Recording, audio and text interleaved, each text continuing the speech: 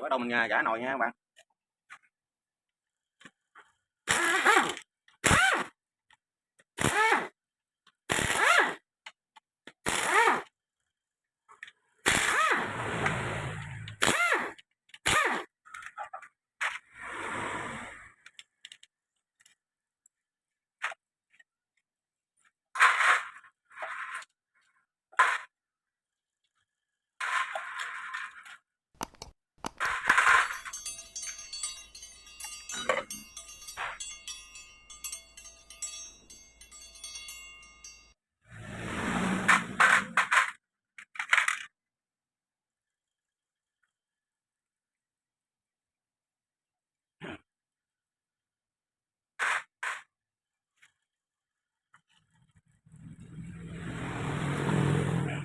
Gã nắp ba lỗ ra.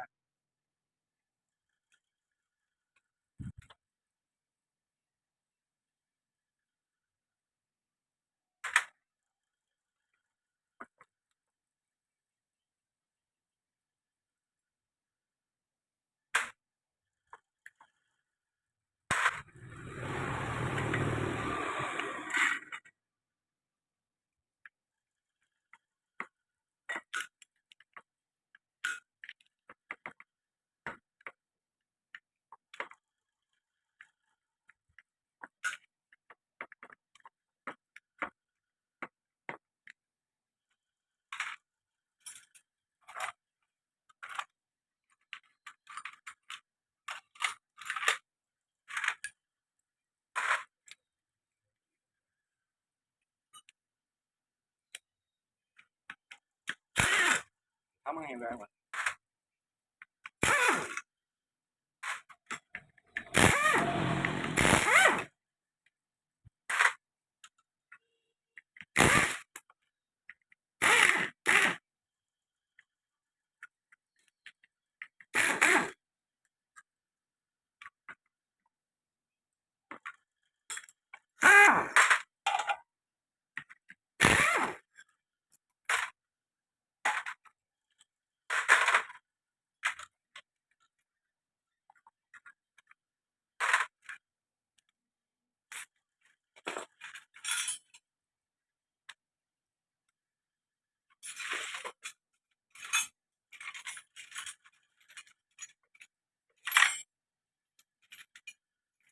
Mình bắn hai con tán nồi này ra các bạn.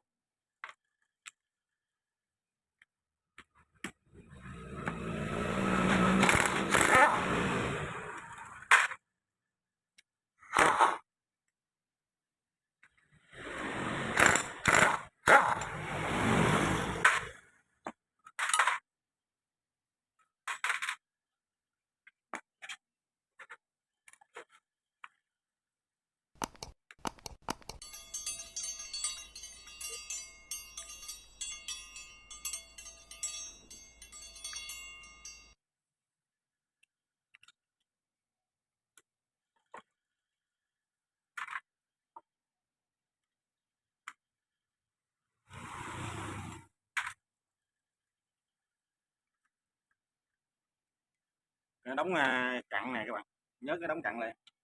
Đây cũng là nguyên nhân là nó dẫn nhớt vô trong cái dên này không được, cho nên nó mới lột dên này.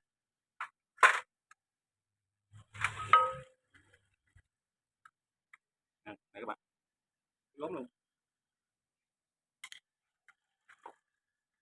Rồi, dở lên.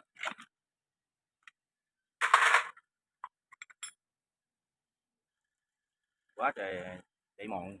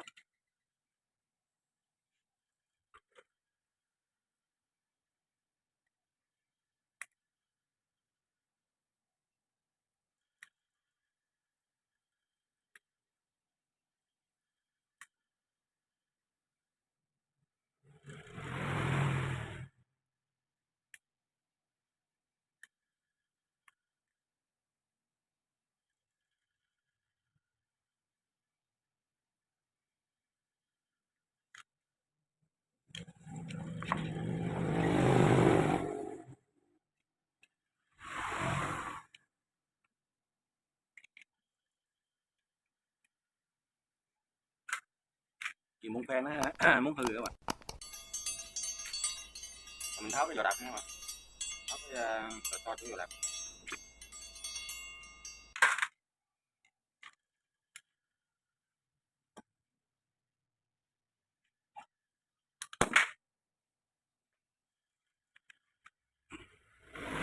Giờ mình tháo con ốc chỗ mai ra.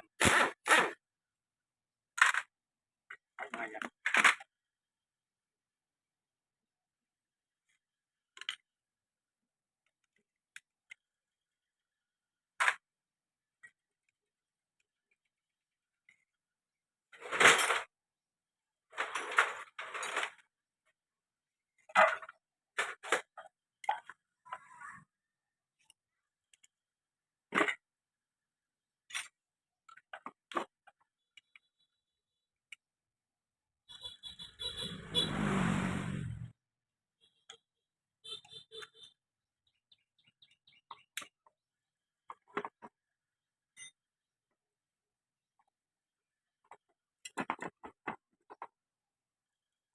Tháo cúc số ra.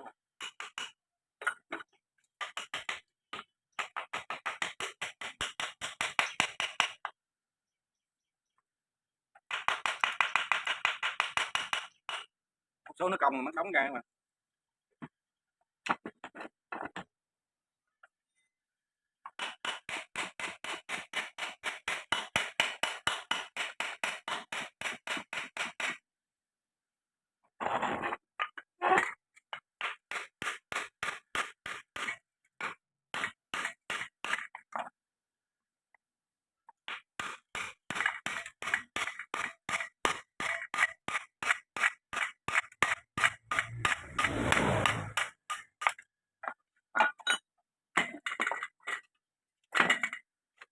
Các bạn, cúc số nó cong cái này.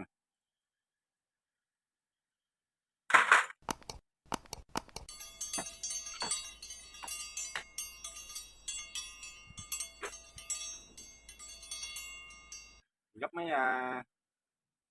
cái chốt bông mai số này các bạn, chốt nó dính trong con heo á để nó rớt mắt.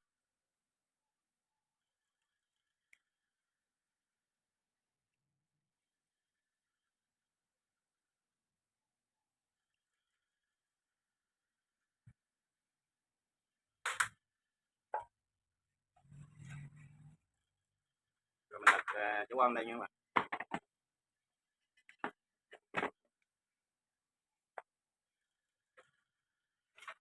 tháo cái phèn ra. Để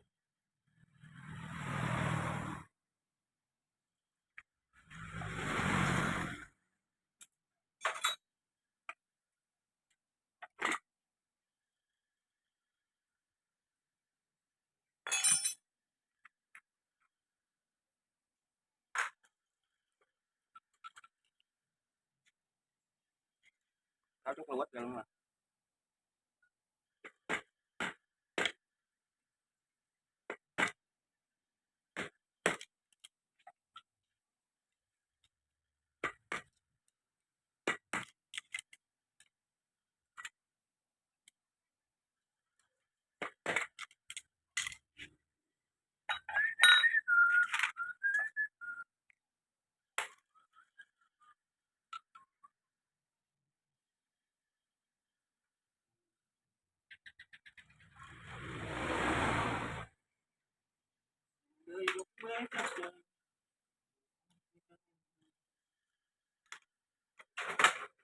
Cái nhỏ nhỏ này mình đưa vô lăng các bạn, để cho nó không có mất.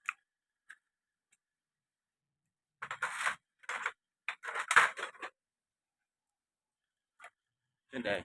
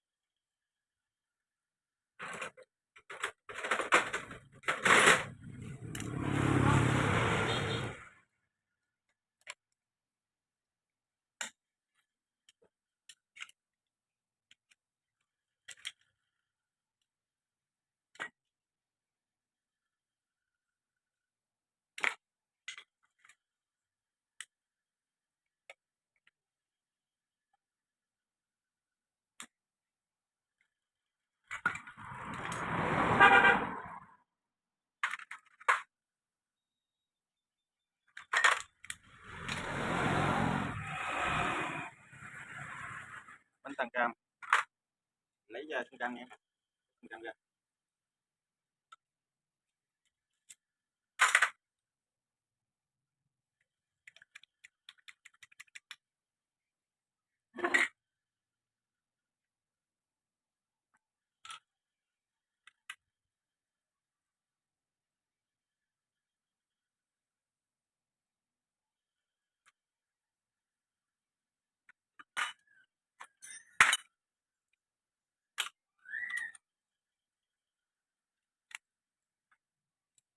Thêm mình bắn ốc này ra.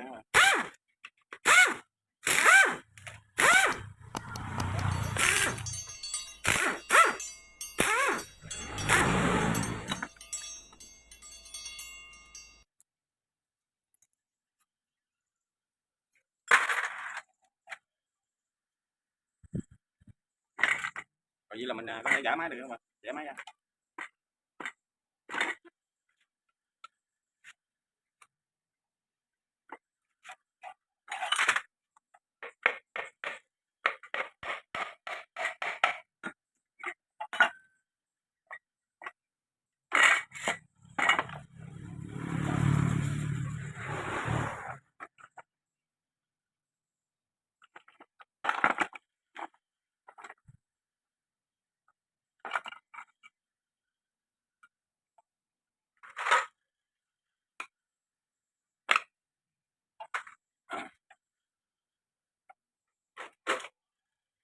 Bạn coi nè. Cây dên nó cứ ngắt gì luôn các bạn. Đúng ra là người ta quay vòng vòng được nè. Còn cái này nó lột trên này nó cứ ngắt luôn. Cứ ngắt luôn.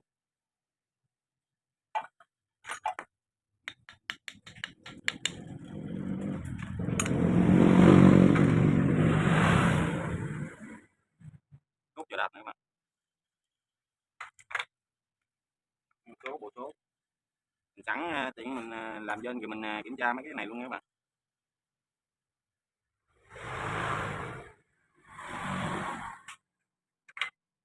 Trời mau tối quá.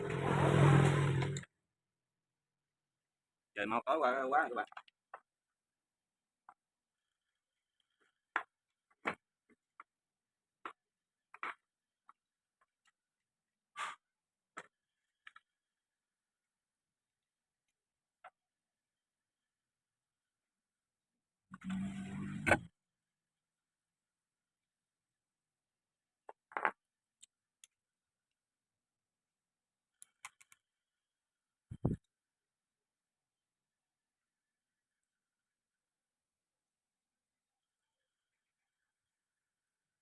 Kiểm tra coi nó có mẻ đâu không, hoặc là nó có chày xước đâu không các bạn.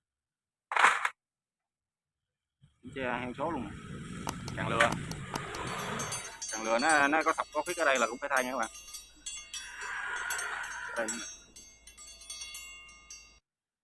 Càng lừa này còn được nữa các bạn.